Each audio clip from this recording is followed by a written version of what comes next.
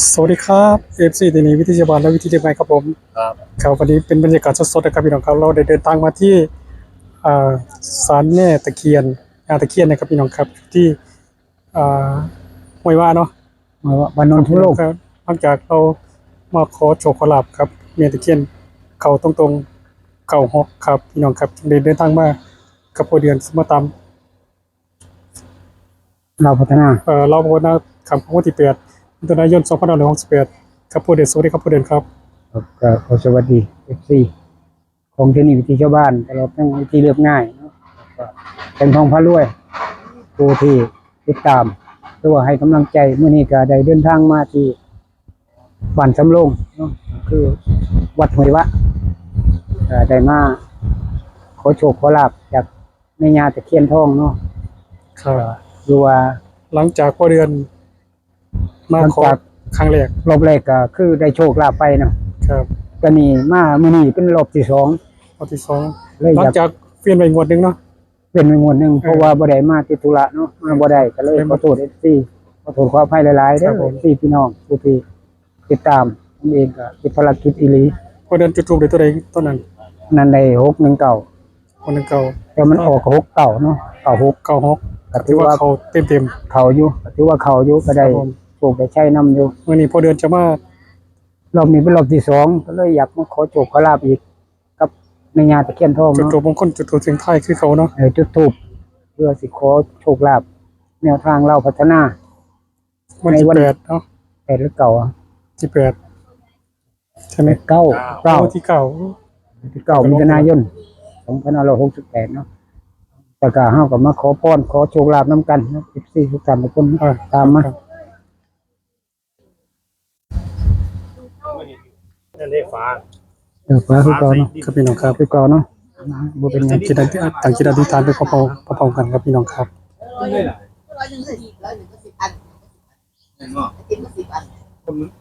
เกิน เดินตรงไหนมีแค่นั่งอยู่ตรงนี้เอง คือมนท่างามน ปลา ท่า ใส่ดินเนี่ยให้เพิ่นใส่ถ้วย ใช่หนัง น้ำแดงนี่นั่ง น้ำแดงมาเลย นั่งปุ้ยน้ำแดงน้ำเปล่าไหม เอามาเลยของเขาเอามาอยู่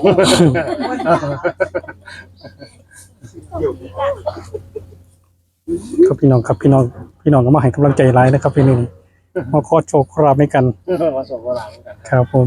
มีบุญน้ำกันอยู่แล้ว มันมีบุญอยู่ เมียนครับ แต่มาพอกันเนาะเอาละได้ละแม่ย่าเบิดก็ ตั้งจิตอธิษฐานให้พอครับ ดีเลยว่าอยู่ข้างหลังเลย อย่างละอันไม่ใช่ เมียนเดี๋ยวคนชุดหนึ่ง เด้อดีจนดีจนดี พี่น้องนะพี่เยี่ยบีพี่น้องบอกจากเขาเดียวจากคนละนามสกุลเดี๋ยวนี้น้องเคยนอน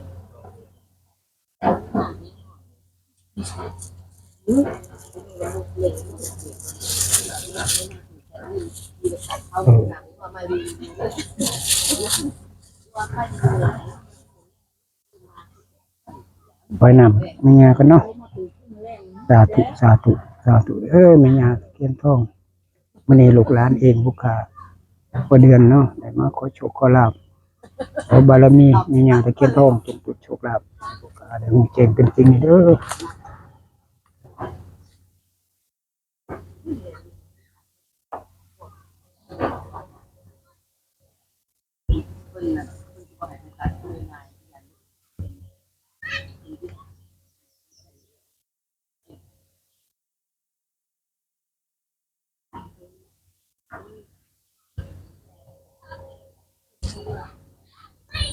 ฟังไว้ดีๆนะพี่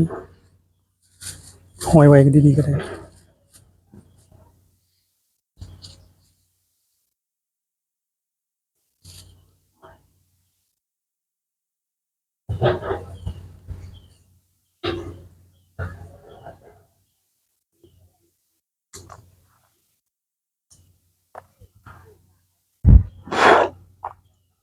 สาธุ สาธุสาธุนะโมตัสสะภะคะวะโตอะระหะโตสัมมาสัมพุทธัสสะนะโมตัสสะภะคะวะโตอะระหะโตสัมมาสัมพุทธัสสะนะโมตัสสะภะคะวะโตอะระหะโตสัมมาสัมพุทธัสสะอิติบูชาจะมหาราชาสัพพะเสเนหาอรหังสัมมาสัมพุทโธมายาตายยามดีวันชัยมรสีสวัสดีลาโภนะโมพุทธายะขอให้เปิดโชคเปิดลาภเปิดการเงินการงานเปิดความสำเร็จมาสาธุตรงนี้เนาะตายนี้ละ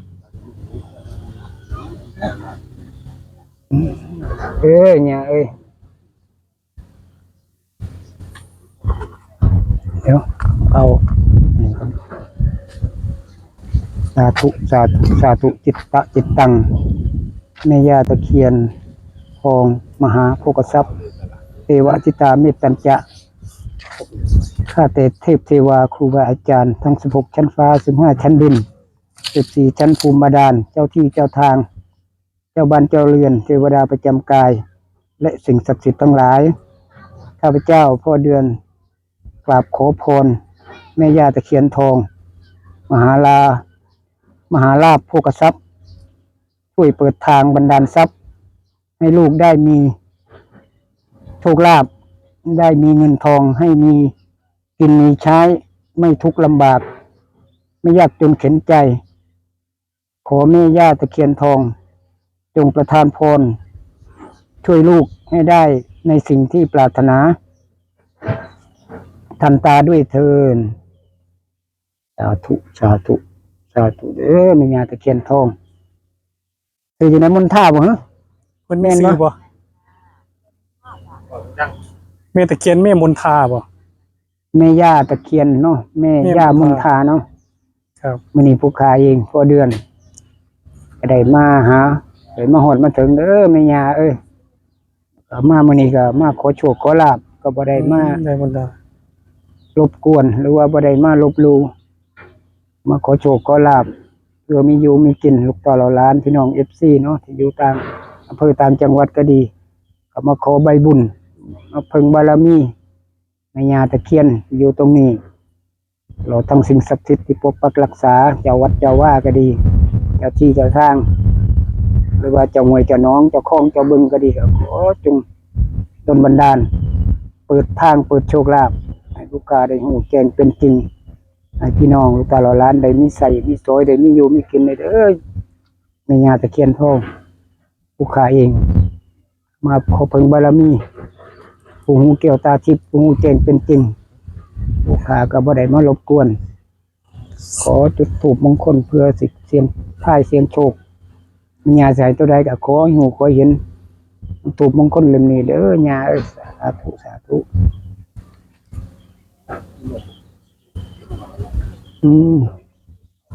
เล็กน้อยค่อยเอาดอกไม้ไว้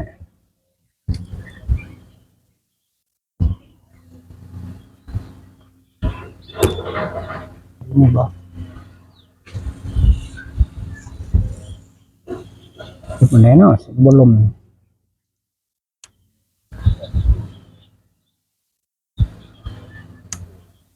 เสถียรนั่นพุ่นน่ะ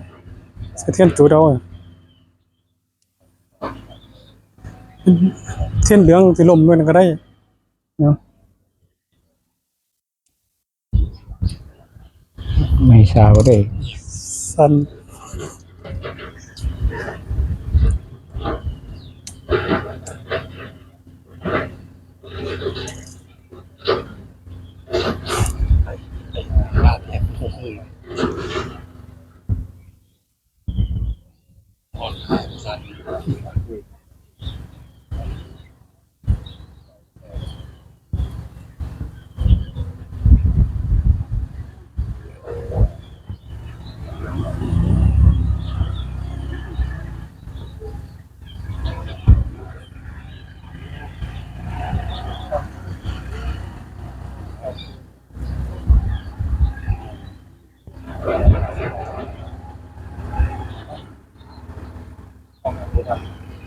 ใส่ฝาได้เอาดินใส่ฝา ช่แล้ว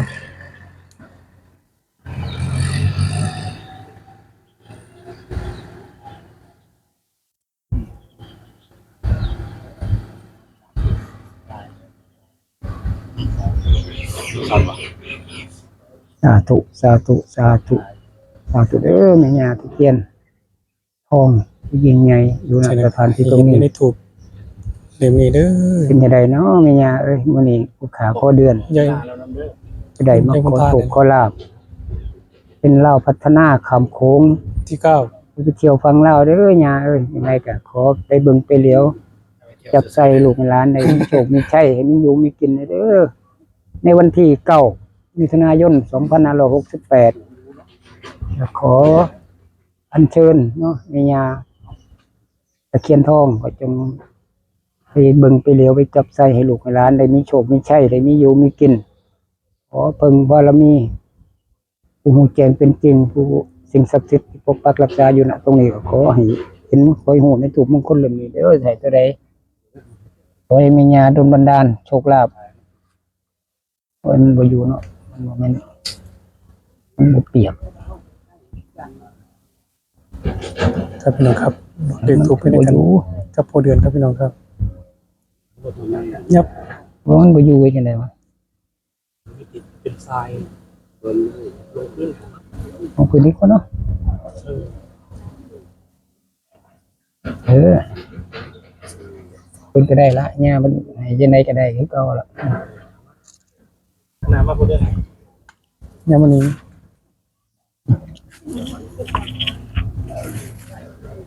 น้องต้องมาขอกันเยอะเลยเนาะครับเนาะ พอเดือนจังไดก็ได้จังไดมามื้อนี้ มื้อนี้ก็คือตั้งใจว่าจะมาหลายมื้อแล้วล่ะเนาะแต่ก็บ่ได้มา ครับ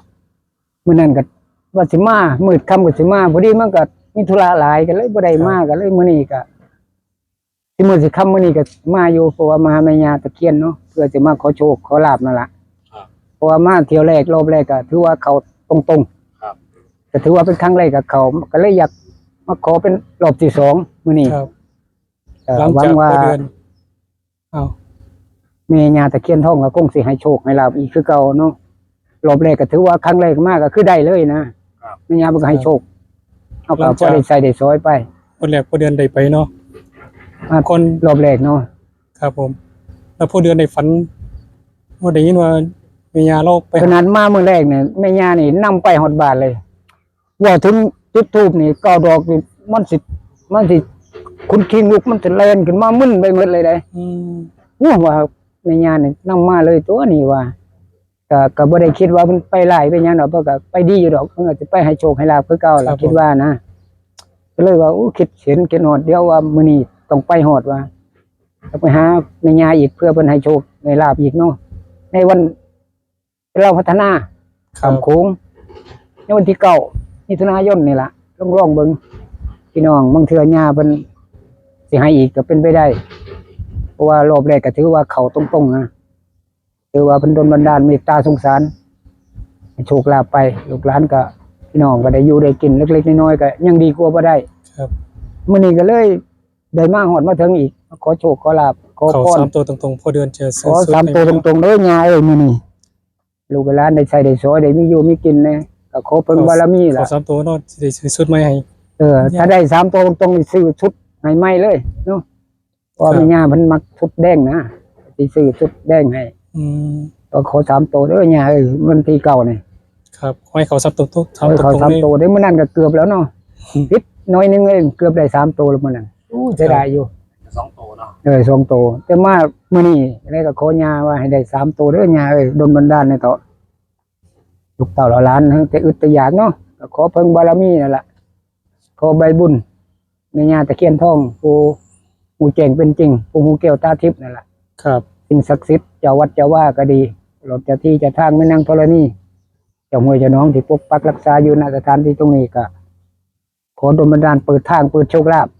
ให้พี่น้องให้ FC ในเด้ออย่าต้มอย่าตัวเจ้าเหล่าหลานบ่มีอยู่มีกิน เลขทูบนี่กันเนาะ เอาก็ลองมาลุ้นเลขน้ำกันเบิ่งเลขทูบเนาะมื้อนี้ก็จุดทูบขอกับแม่ย่านี่ล่ะเบิ่งน้ำกันเบิ่งเป็นใดตัวใดก็คือตัวนั้นแหละแม่ย่าบ่ตัวดอก แล้วก็รอบแรกก็ยังเข้าตรงๆเนาะ รับโชคร้ายเด้อพี่น้องเด้อ ดีล่ะมื้อนี้ถือว่าได้โชคกันหมดทุกคนล่ะนั่งอยู่นี่นี่ มาถึงจังหวะพอดีครับพี่น้องครับ แต่ว่าได้แล้วก็ซื้อเอาแน่แล้วบ่แม่นว่าได้แต่ตัวเลขบ่ซื้อนะแต่ว่าขอนี่ขอเป็นเลขลาว เล่ามาแรงบ่ บ่วันจันทร์วันจันทร์ครับก็ลองมาพี่น้องได้มากราบมาไหว้กล่าว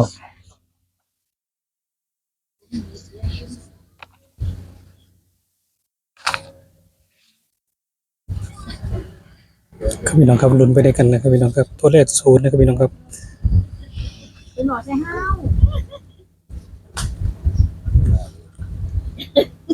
สูงงามแม่เลย อิหยังเออ สูงงามแม่ เป็นที่ทั้งห้าว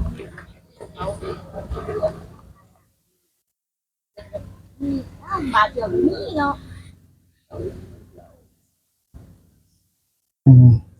0เก่าอ่ะ0เก่าก็งามเลยล่ะ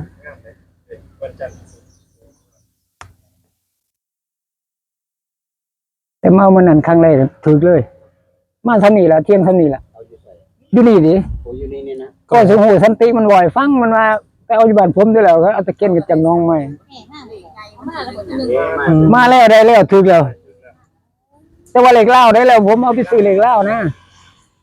ไว้หรือว่ามันถือ กัน ถือจะพูดก็คือบ้านนี้ วันจันทร์ดิ เลข3ตัวเลข2ตัวตัวล่างเลข มันที่ตรง ศูนย์ 02ตัวเลย ศูนย์สองตัวเลยป่ะ อันที่มามือใดอีกบอกไม่เด้อ ที่14แล้วจะเอาเลขไงเอาเลขวันที่16 ที่ช่วงใด แต่ถ้าหมู่เพิ่นพามานี่ผมก็บ่ฮู้กันตัว อยู่ใกล้โทรบอกมันเลย แม่น เดี๋ยวโทรมาหาสันติก็ได้สันติมันหูดีอยู่ โอ้สันติเนี่ยคนบ่ไปตรงลงตาเพิ่นละมา แม่นอยู่ มาเมื่อแรกเพิ่นว่าเพิ่นเห็นอยู่เพิ่นว่าแต่เพิ่นเห็นหยังอยู่นี่เพิ่นว่าเพิ่นมาจากหน้าเพิ่นทางนี้ล่ะ เพิ่นก็นี่นะ บ่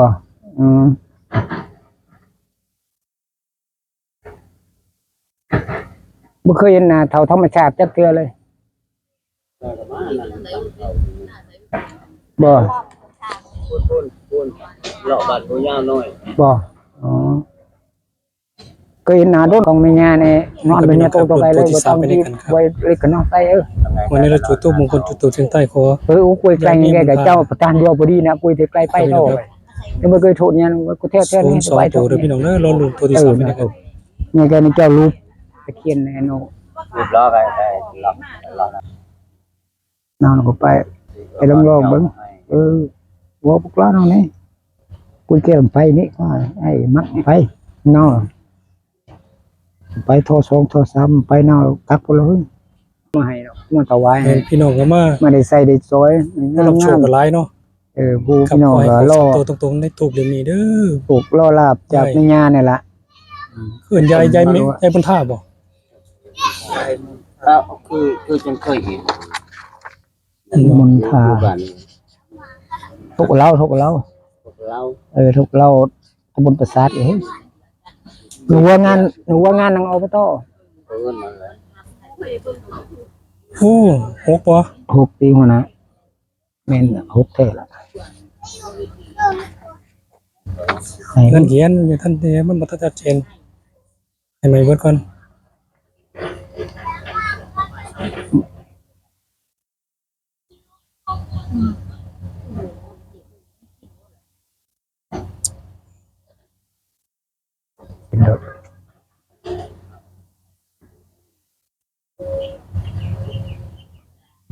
สำนักที่006บ่ แล้วสิแม่น6สุดท้าย6นี่มาดูดิซุมื้อนี่ 6มาทีละ2เนาะ โอ้โห มาทีละ2เลย ลงงวดวันที่6ก็6มา2ตัวครับพี่น้องครับลุ้นตัวที่3ไปด้วยกันนะครับแต่ว่าตัวแรก0ตัวแรกนะมีจุดสีดำๆเนาะคล้ายๆเลข6คือกันเนาะมีหางกันไปไหม ตัวเลย แต่ก็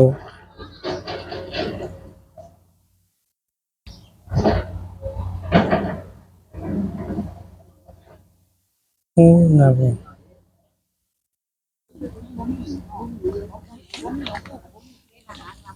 มันแม่นหกอยู่บ่ เป็นเฮ้ย แม่นเด้อเบิ่งอากาศกี่โมง ไปนะเฮ้ยแม่นเลย